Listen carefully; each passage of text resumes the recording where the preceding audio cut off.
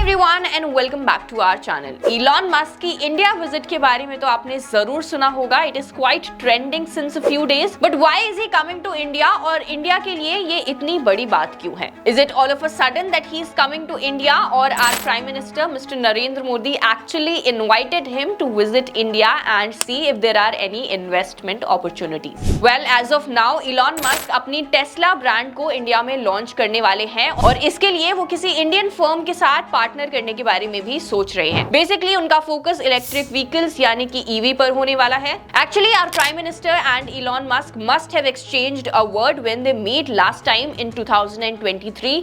वहां बात भी हुई थी to strengthen the economic ties and upgrading the bilateral relationship to a global strategic partnership. अगर आपको इजी लैंग्वेज में समझाऊं तो यहाँ पे money flows, improvement in the trade relations और इन्वेस्टर्स कॉन्फिडेंस के बारे में बात हुई थी। वेल, अगर हम ये देखें कि इंडिया के अंदर कैसा फॉरेन इनफ्लो रहा है और कितना इन्वेस्टर्स का कॉन्फिडेंस रहा है इंडियन मार्केट के ऊपर, तो Indian equity market saw a 10 billion foreign inflows since March and this is the most in any quarter since the end of 2020। और ये किस बात को इंडिकेट करता है? ये इस बात को इंडिकेट करता है कि इंडिया के अंदर अब फॉरेन इन्वेस्टर्स काफी ज्यादा इंटरेस्टेड हैं। They actually want to be a part of India's growth story and they are very confident about the Indian market. Now this is why Elon Musk, who is the CEO of Tesla, wants to come to India and invest और वो अपने Tesla brand को India में launch करना चाहते हैं। Now like I told you that the news of Elon Musk coming to India was trending. तो क्या स्टॉक मार्केट का इस पे बहुत ज्यादा असर देखने को मिला? Well, yes. So did the stock markets perform well in anticipation of Elon Musk coming to India? Yes, they did. April से जून तक का जो क्वार्टर था उसमें इंडियन मार्केट्स ने 10% का ग्रोथ दिखाया है, जिसमें उन्होंने MSCI एशिया पैसिफिक और MSCI इमर्जिंग मार्केट्स इंडेक्स को भी पीछे छोड़ दिया है। And in this growth story of India एक सेक्टर ऐसा है जो कि काफी ज्यादा फॉरेन इनफ्लोज देख सकता है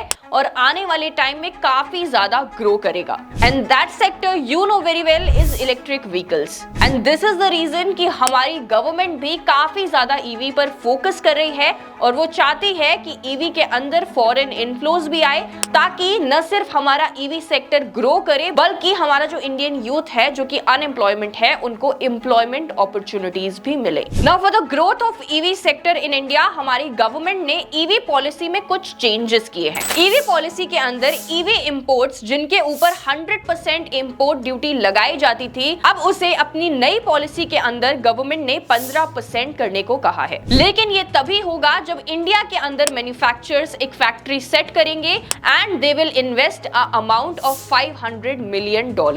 बट यहाँ पे क्वेश्चन ये आता है कि क्या unlimited number of vehicles can be sold under this policy? Well, the answer is no. एक साल के अंदर सिर्फ 8,000 यूनिट ऑफ इलेक्ट्रिक व्हीकल्स, जिसमें भी जिनकी वैल्यू $35,000 से ज्यादा है, वही सोल्ड किए जा सकते हैं, वही सेल किए जा सकते हैं on a lower duty of 15% for the next 5 years. Now $35,000 in Indian rupees is around 29 lakh rupees. So only cars that are valued over 29 lakh rupees will come under the import duty of 15%. लेकिन अब यहाँ पे question ये भी आता है कि government ने अगर इंपोर्ट ड्यूटी को कट किया तो फिर ये कंडीशन क्यों डाली? सो गवर्नमेंट ने ऐसा इसलिए किया है because they want to protect the indigenous manufacturers. Indigenous manufacturers का मतलब है कि हमारे जो इंडिया के मैन्युफैक्चरर्स हैं उन्हें प्रोटेक्ट करने के लिए गवर्नमेंट ने ये कंडीशन डाली है। बिकॉज अगर foreign players Indian EV markets में आएंगे then there can be a risk to the domestic players and to protect such indigenous manufacturers meaning domestic players,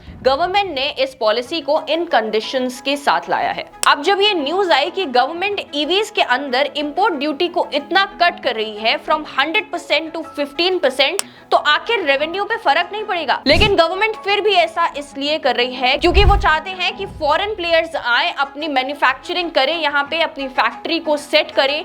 उससे क्या होगा, इंडिया के अंदर जब फैक्ट्री सेट होंगी तो लोगों को काफी ज्यादा एम्प्लॉयमेंट मिलेगा और वही हमारी गवर्नमेंट जो है उसका फोकस है। So we have a demographic dividend which means कि हमारी जो वर्किंग पॉपुलेशन है, जो यंग पॉपुलेशन है, वो काफी ज्यादा है और ऐसे टाइम पे एम्प्लॉयमेंट अपॉर्चुनिटीज को जनरेट करना गवर्नमेंट के लिए काफी ज्यादा क्रूशियल है, क्योंकि अगर वर्किंग यूथ हमारी कंट्री में है लेकिन अपॉर्चुनिटीज ही नहीं है, एम्प्लॉयमेंट ही नहीं है, तो फिर क्या फायदा। तो अब हमने ऊपर से ये समझ लिया है कि इलॉन मस्क क्यों इंडियन मार्केट्स में एंट्री लेना चाहते हैं और गवर्नमेंट ने क्यों इंपोर्ट ड्यूटीज को कट किया। Now let's come to the core part of the video कि क्यों टाटा मोटर्स जैसे डोमेस्टिक प्लेयर्स को टेस्ला के आने से एक थ्रेट हो सकता है। Now before we discuss that, चलिए ये देखते हैं कि टेस्ला जो इंडिया में आने का प्लान कर रही है, उनके मॉडल्स का एस्टिमेटेड प्राइस क्या रहने वाला है। तो अगर हम टेस्ला के स्टार्टिंग ऑन रोड प्राइसेस की बात करें, which is again not the actual price but the estimates,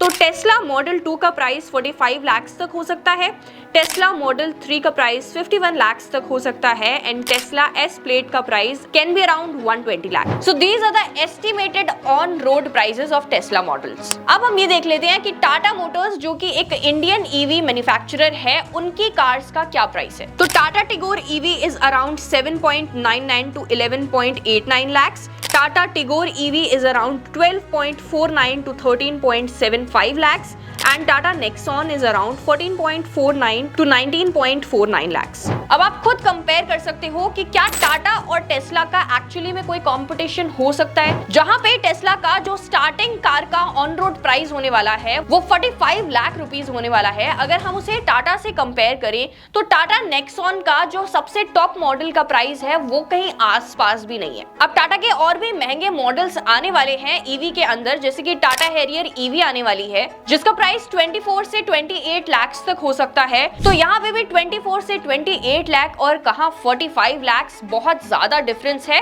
मुझे नहीं लगता कि टाटा मोटर्स और टेस्ला का एक्चुअली कोई कंपटीशन हो सकता है और टाटा मोटर्स को टेस्ला के इंडिया में आने से मुझे नहीं लगता कि कोई भी फर्क पड़ेगा। हाँ, अगर फर्क पड़ेगा तो उन प्लेयर्स को जरूर पड़ सकता है जो कि इंडिया के अंदर लग्जरी ईवीज को बनाते हैं, जैसे कि BMW हो गया, Audi हो गया, Mercedes Benz हो गया और Volvo। Tesla coming to India can actually be a threat for these luxury car brands, क्योंकि इनका जो प्राइस रेंज है वो कहीं ना कहीं टेस्ला के आसपास है। तो यहाँ पे एक्चुअली एक कंपटीशन हम देख सकते हैं।